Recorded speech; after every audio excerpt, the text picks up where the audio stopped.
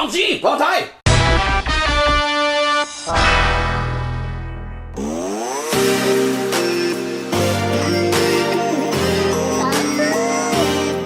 Welcome to Alcohol and Anime Night, the show that gets you drunker, the show that gets you fatter, and the show that gets you with...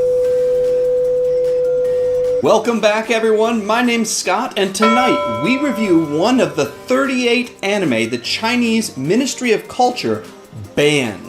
And if you want to see which ones they were, link in the description. It's essentially a shopping list for all the naughty and cool anime, many of which have been featured on this show, so it might be a good place to start if you're new to anime. The show that we're going to be taking a look at tonight is Testament of Sister New Devil. And that is a show that debuted in about 2015. The manga obviously ran before then, and there is 2 seasons. I've watched the first season, and there is a 3rd season being teased. There's also several little bonus episodes that, shall we say, focus on the good parts. I believe there's also a extra episode, a bonus episode that was available on one of the Blu-rays. So our story starts out with a dad.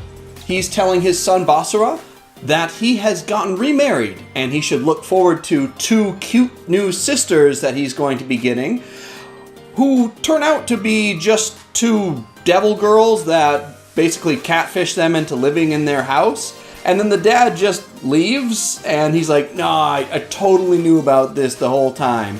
Even though he just stays out of the country for like 99% of season 1.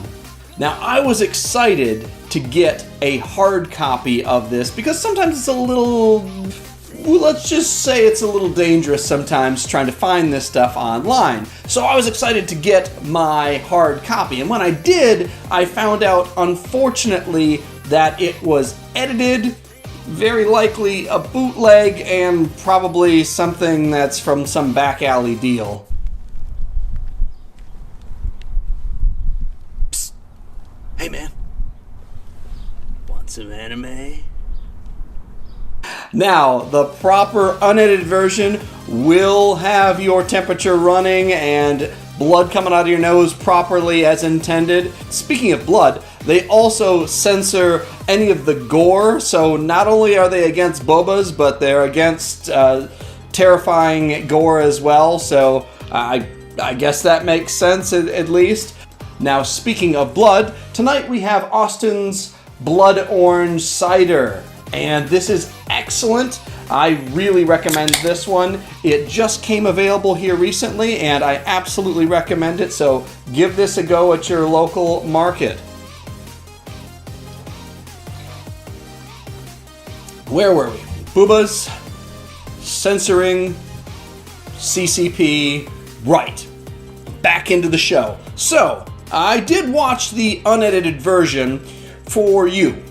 For fully academic purposes, I watched it just to make sure that I didn't miss anything. And I didn't. It's definitely a show that pushes the limits, shall we say. But let's not get ahead of ourselves. Let's get back into the plot. So we have Basara, who is our protagonist. You want to know how I got these scars?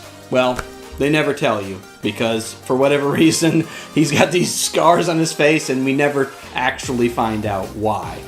Now, there's going to be a ton of spoilers here, but most of this, I believe, is in the first episode, but I want you to know there's going to be lots of spoilers. Spoilers everywhere. The 2 girls that we're speaking about are Mio, and she is the daughter of the previous demon lord, meaning that she's a demon princess, I guess, and she is here kind of in hiding, and she's being protected by Maria, who is a succubus, and my favorite character in the show, by far. She's like a Loki-esque character, like a troublemaker.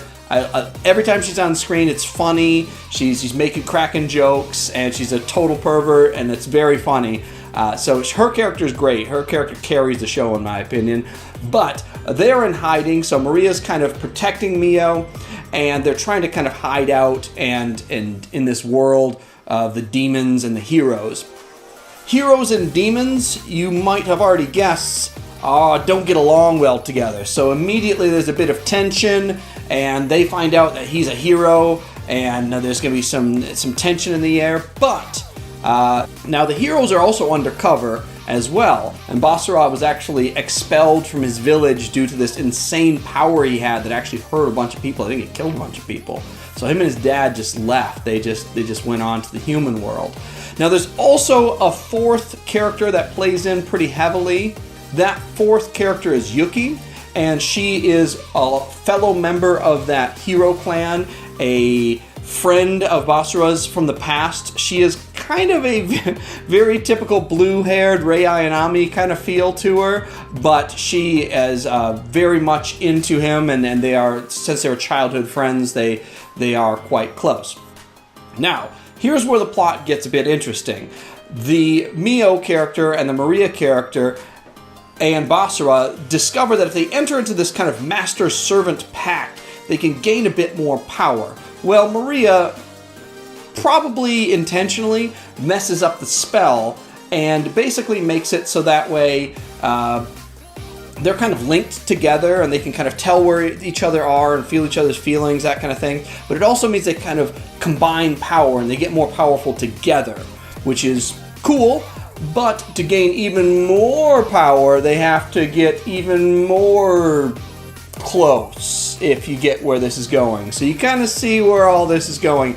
And that leads us to the point where the CCP has banned this. We can't talk about this show without talking about the fact that it goes hard on the ecchi. And it goes right to the edge of what you would consider hentai and somebody would consider ecchi. It's right on the edge of it, and it's not quite redo of healer level where it's more violent in nature, so it makes you feel uncomfortable. But it's right there. I mean, it's right at the edge, and so at some point you're kind of like, yeah, Xi Jinping, I kind of get where you're going. I don't like everything you do, but yeah, I kind of see where you were going on this one. So yeah, it pushes it pretty hard. So if you're looking for the boobas, they're there. There's a lot of blood, a lot of gore, guys' heads exploding. It's pretty great. They got full send ecchi, like they go super hard. The plot is interesting enough to keep you going. The characters are interesting enough to keep you going. And even the final scene very much reminds me of the last few levels of the old video game Splatterhouse. If you remember that one, it kind of reminds me of that. So I would give this about a 6.5 out of 10. It's not great. Obviously, the show, it's not a masterpiece by any means, but it's interesting to note how far they push some of the stuff, and that alone is kind of worth the price of admission. Just don't watch the super edited Malaysian version that I had, or else you'll be very disappointed. Now, I also wanted to point out, as seems to be kind of a trend these days, the scale figures for this show are really cool. And crazy expensive, as always. I'm going to have to get a sugar daddy or maybe an OnlyFans. I hope you enjoyed the show. It's been great talking anime with you guys. Kanpai!